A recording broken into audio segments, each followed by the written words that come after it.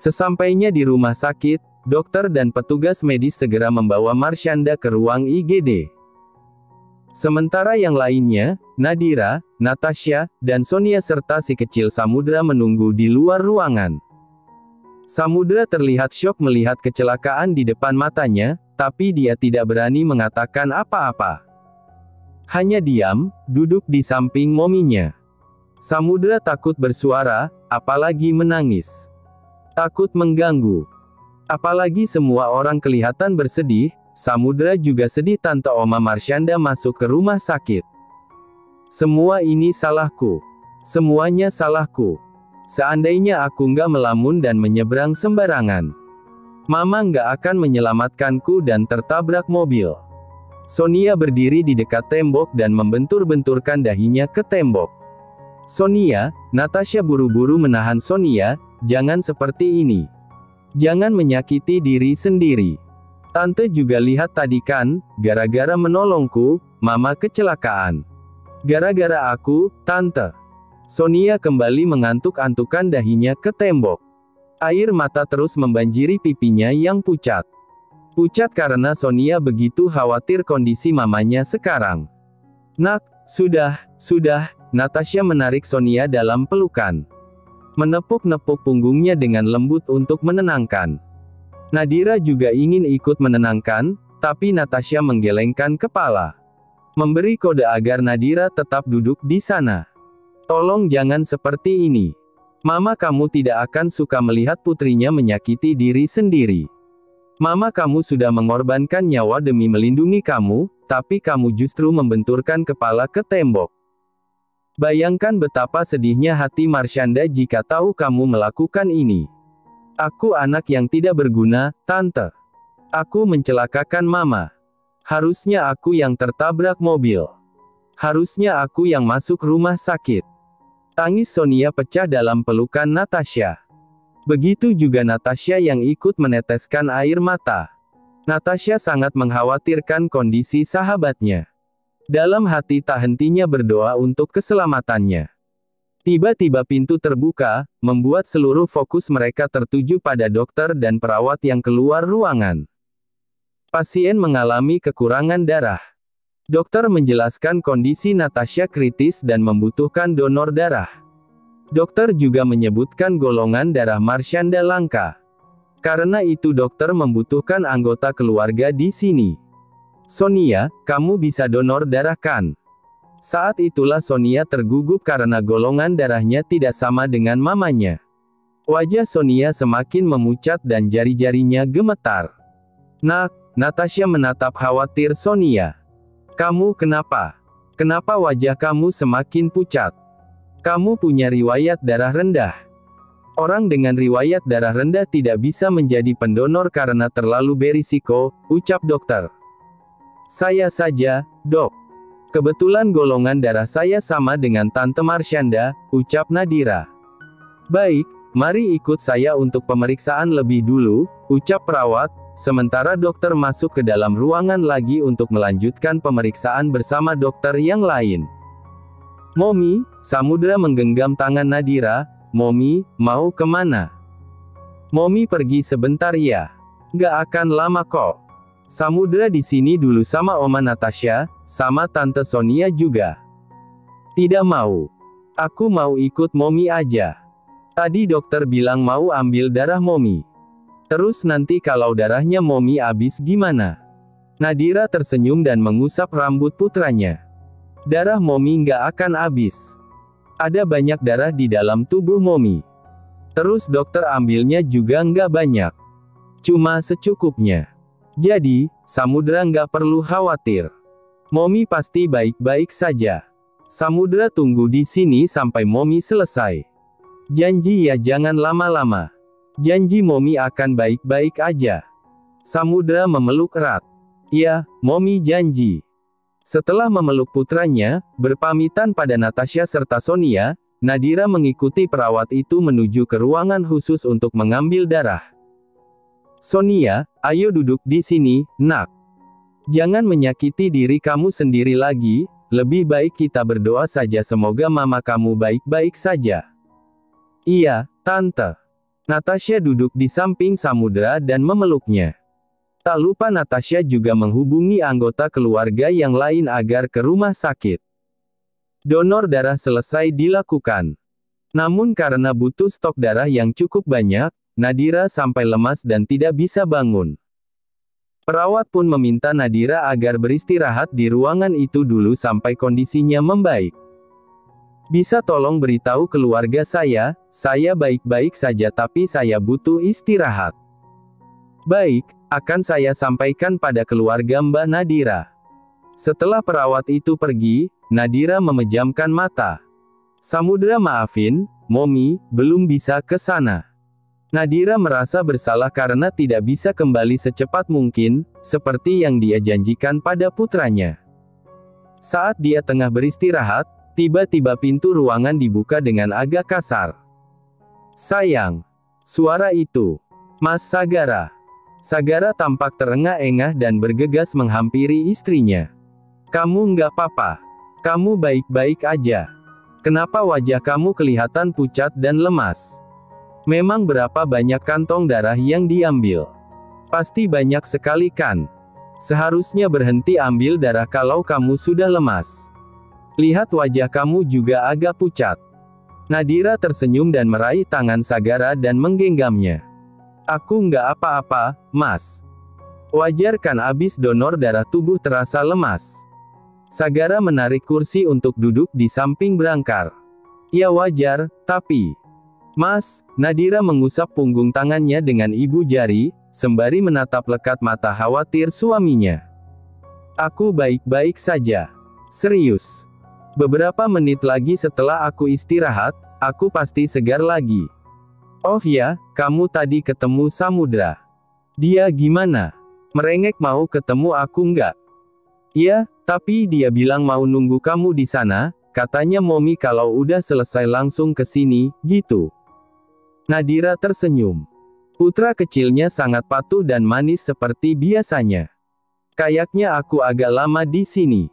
Apa bawa Samudra ke sini aja ya Mas? Dia pasti menungguku.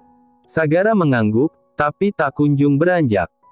Justru menggenggam erat tangan istrinya dan mencium punggung tangannya. Kamu harus sehat. Kamu harus baik-baik aja.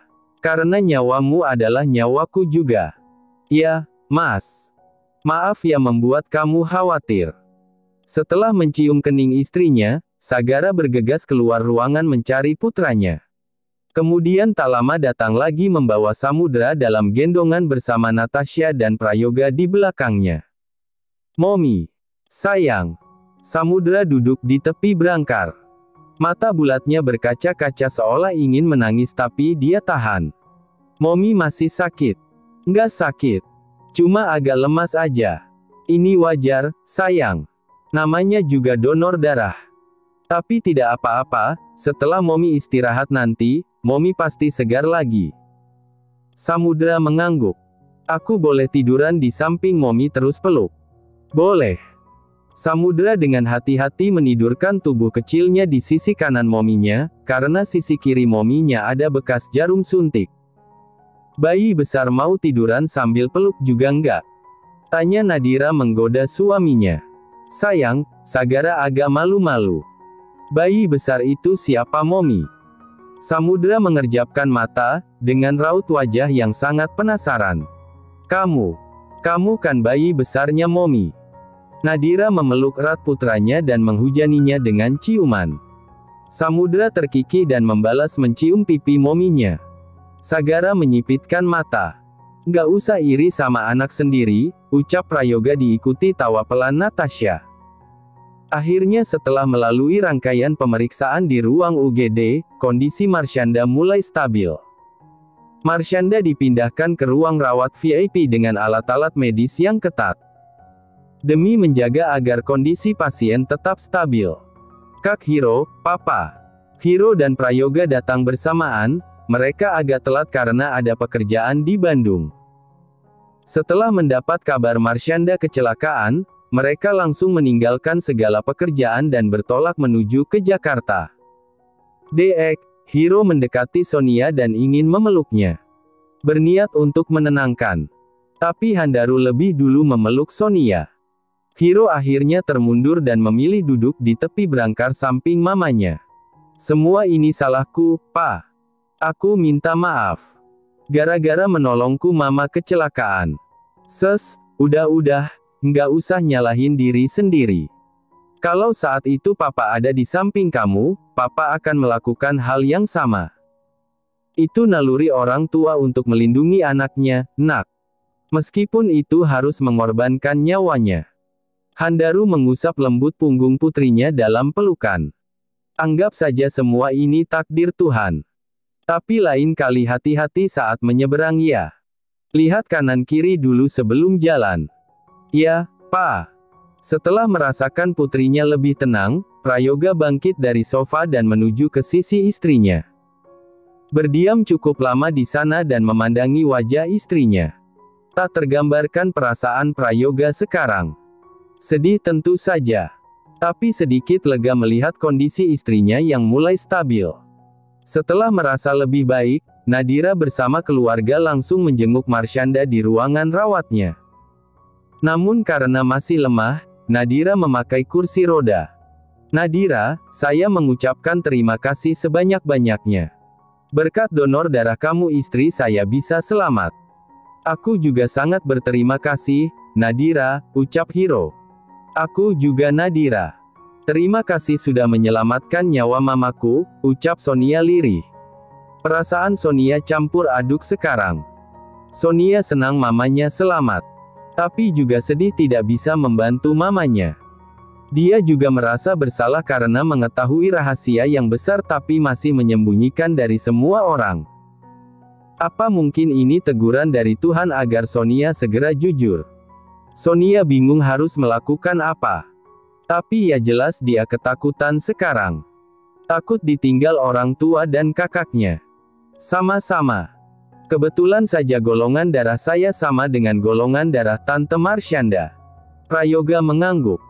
Tidak salah saat Marshanda mengatakan Nadira gadis yang manis dan baik hati. Saat itu setelah Marshanda pulang rapat bersama Nadira, sepanjang hari Marshanda selalu bercerita tentang Nadira. Prayoga hanya mengiyakan saja. Namun tidak menyangka ternyata sosok perempuan ini memang benar-benar baik. Ya udah kalau gitu Om. Kami pamit pulang dulu ya, istri saya harus istirahat. Ya, semoga lekas membaik ya. Entah bagaimana tangan, Handaru seolah tergerak begitu saja untuk mengusap rambut Nadira. Ya, Om. Semoga tante cepat sadar juga. Sagara mendorong kursi roda istrinya keluar ruangan.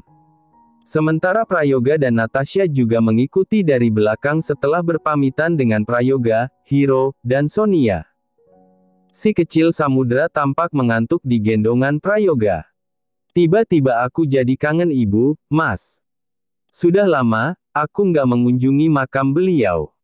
Nadira mengusap tangan Sagara di gagang kursi roda. Mau ke sana? Boleh. Boleh dong, sayang. Nanti aku siapkan semuanya. Tapi perginya nunggu kamu baikan dulu ya. Iya, Mas. Surabaya. Sagara dan Nadira tiba di Surabaya sekitar jam 9 pagi menggunakan pesawat. Nadira tidak perlu pusing lagi memikirkan masalah kendaraan dan penginapan. Suami tercintanya ini telah menyiapkan segalanya saat mereka masih di Jakarta. Sekarang mereka sudah berada di dalam mobil menuju ke perkampungan Nadira yang letaknya cukup jauh dari ibu kota Surabaya. Aku nggak tahu harus mengatakan apa lagi, Mas. Terima kasih banyak untuk semua ini. Sama-sama, sayang. Apapun akan aku lakukan demi kebahagiaan kamu. Itu janjiku. Nadira mengangguk, menyandarkan kepala di pundak suaminya sembari terus menggenggam tangannya. Semakin kesini Nadira semakin sadar keputusannya saat itu untuk memilih Sagara daripada Jovan adalah keputusan terbaik. Entah bagaimana ke depannya, entah sikap Sagara masih sebaik ini, entah cintanya masih sekuat ini, atau sudah mulai luntur, Nadira tidak tahu. Tapi yang jelas dia akan selalu menikmati setiap momen bersama suaminya. Baik momen bahagia maupun sedih. Kira-kira Samudra masih nangis nggak ya, Mas? Mereka sengaja tidak mengajak Samudra. Takut terjadi hal-hal yang tidak diinginkan. Apalagi mereka ke Surabaya bukan untuk liburan, melainkan mencari bukti-bukti yang tersisa di rumah Ibu Nadira, yang menunjukkan tentang siapa orang tua kandung Nadira. Tadi aku sempat chat Mama, katanya Samudra udah nggak nangis lagi. Sekarang lagi main sama Daisy, anaknya Roger. Oh, syukurlah. Tapi Mama juga bilang Roger marah-marah karena Samudra suka cium-cium Daisy. Oh ya. Nadira tertawa, kok tumben, biasanya Samudra jarang mau cium duluan. Mungkin karena Daisy terlalu gemesin kali ya Mas. Pipi bulatnya itu loh. Kayak mochi gemoy. Aku aja kalau ketemu dia mau aku gigit pipinya. Sagara terkekeh. Kamu mau yang kayak gitu? Tanya Nadira sembari mendonggak, baby kecil cantik yang pipinya bulat. Sagara menggigit bibir bawahnya, gemas setengah mati melihat Nadira bermanja-manja seperti ini saat dia punya keinginan. Mau program anak lagi? Mau punya anak berapa aku oke-oke aja. 1 boleh, 2 boleh, 3 boleh, 10 juga boleh. Aku sanggup membiayai mereka. Tapi kan kamu yang mengandung 9 bulan, yang melahirkan dengan taruhannya. Karena itu, aku serahin pilihan di tangan kamu. Mau program anak lagi ayo, enggak juga enggak apa-apa. Oke, kita program anak lagi, tapi waktunya kita pikir-pikir nanti. Kap. Nadira mengecup pipi suaminya. Tuhan, aku sayang banget sama laki-laki nyebelin ini. Nadira tersenyum dan menuel puncak hidung suaminya. Aku juga, Tuhan. Aku cinta setengah mati dengan makhluk cantik ciptaanmu ini. Sagara menunduk hendak mencium bibir istrinya namun Nadira buru-buru menggeleng. Ada pas sopir. Anggap aja patung. Sagara menarik gorden yang menjadi pembatas kursi depan dengan kursi belakang. Lalu menarik istrinya dalam pelukan dan memberikan ciuman liar. Ternyata persiapan Anda sudah sejauh ini ya, Tuan Sagara. Sagara hanya menyeringai dan melanjutkan ciuman mereka. Sagara dan Nadira tiba di desa tempat tinggal Nadira sekitar jam 4 sore. Mereka beristirahat dulu di sebuah villa untuk melepas lelah setelah duduk berjam-jam di dalam mobil. Villa ini terletak di desa lain, yang menjadi salah satu desa wisata, karena di desa Nadira tidak ada villa. Baru sekitar jam 5 sore, mereka melanjutkan perjalanan menuju ke sebuah makam ibunya Nadira. Ini makam ibu, Mas. Ternyata masih bersih dan terawat. Entah siapa yang membersihkan ini. Ibu nggak punya keluarga atau kerabat dekat di desa ini, Mas. Ibu juga pernah bilang dia bukan warga asli. Beliau warga luar yang membeli tanah di sini. Sepertinya warga yang membersihkan makam ibu. Seingatku di desa ini ada kerja bakti di hari-hari tertentu membersihkan makam. Sagara mengangguk-angguk. Kerjasamanya masih kental. Ya, Mas. Nadira dan Sagara lanjut membersihkan sisa-sisa rumput yang masih ada di atas makam. Setelah itu lanjut menaburkan bunga-bunga. Sagara juga meletakkan beberapa tangkai bunga di atasnya. Kemudian sama-sama berdoa untuk mendiang Ibunda Nurhayati. Ibu, maaf aku baru datang. Maaf jarang mengunjungi ibu. Tapi aku akan selalu mendoakan ibu. Nadira tak kuasa menahan tangis. Meskipun beliau bukan ibu kandungku, beliau sangat baik padaku. Apapun yang aku inginkan, beliau selalu mengusahakan. Ibu menyayangiku seolah aku anak kandungnya. Dan aku juga sangat menyayangi beliau. Entah bagaimana aku bisa sampai di tangan ibu, entah ibu menculikku dari orang tua kandungku atau menukarkan bayinya dengan aku. Aku marah, kecewa sekali. Orang yang begitu aku cintai sayangi ternyata memisahkanku dengan orang tua kandungku. Tapi aku tetap nggak bisa membencinya. Terlalu banyak kebaikan beliau sampai aku nggak mampu membencinya. Sagara mengusap punggung istrinya. Selesai ziarah, dan hari juga sudah sore, Sagara dan Nadira beranjak dari sana. Saat menyusuri jalanan setapak keluar dari area makam menuju ke jalan utama, sengaja mereka bertemu dengan seseorang. Nadira. Bude Ranti. Nadira langsung mencium tangan beliau dan memeluknya. Begitu yang dipanggil Bude Ranti itu membalas pelukannya. Setahun yang lalu, kamu belum ditemukan. Syukur tahun ini kamu sudah pulang. Ranti mengulurkan tangan dan mengusap pipi Nadira. Bude tahu juga aku hilang. Tentu saja Bude tahu, suamimu setiap tahun sekitar 3 kali setahun datang ke sini. Ranti menatap pada Sagara dan melempar senyum bersahaja. Sagara juga membalas senyuman itu dengan ramah. Mas, kamu sering ke sini. Iya, selama kamu pergi, aku mencari kamu ke berbagai tempat. Salah satunya di kampung halaman ini. Mungkin saja, kamu muak tinggal di kota dan kembali ke desa ini. Selain itu setiap datang, suami kamu juga membersihkan makam ibu kamu, tambah Bude. Saat itulah Nadira tak kuasa menahan haru dan meneteskan air mata. Nadira tahu suaminya telah banyak berjuang selama 6 tahun ini. Tapi tidak menyangka pengorbanan dan perjuangannya sebesar ini. Inilah alasan kenapa aku nggak mau cerita apa-apa. Kamu pasti akan menangis. Sagara mengusap pipi istrinya yang basah oleh air mata. Kalian mau langsung balik? Kalau tidak keberatan, mari mampir di rumah Bude. Bude masih ingin bicara dengan kamu, Nadira. Ya, Bude. Aku bisa mampir sebentar. Ada beberapa hal juga yang ingin aku tanyakan tentang ibuku. Mereka pun meninggalkan area makam menuju ke rumah Bude Ranti. Hiro, malam ini kamu tinggal di apartemen lagi? Tanya Marsyanda. Sekarang mereka tengah menikmati makan malam bersama. Namun suasananya terasa berbeda. Hening, tidak ramai dan seru seperti biasanya. Kira-kira sekitar 7 hari ini setelah Marsyanda kecelakaan, ruang makan terasa berbeda. Hiro juga terus menginap di apartemen setiap malam. Seharian sibuk di kantor, baru malam harinya ikut makan malam bersama. Tapi di jam-jam tertentu Hiro datang untuk menjenguk mamanya. Ya, Ma. Ada proyek penting di kantor. Aku harus standby terus di kantor. Jadi mau nggak mau aku harus tinggal di apartemen, yang jaraknya dekat dengan kantor. Marsyanda kecewa mendengarnya, sedih, tapi mau gimana lagi. Hiro sudah dewasa. Dia bebas melakukan apapun yang dia inginkan. Toh nanti Hiro akan menikah dan tinggal bersama istrinya.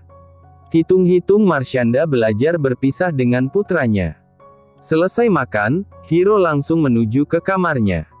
Begitu juga Prayoga pergi entah kemana. Sayang, kamu merasa nggak sih papa dan kakak kamu kayak lagi marahan? Aku juga nggak tahu, Ma. Tapi aku juga merasakan itu. Ya udah gini aja, kamu bicara dengan kakak kamu. Mama bicara dengan papa. Kita cari tahu masalah di antara mereka diam-diam. Ya, Ma.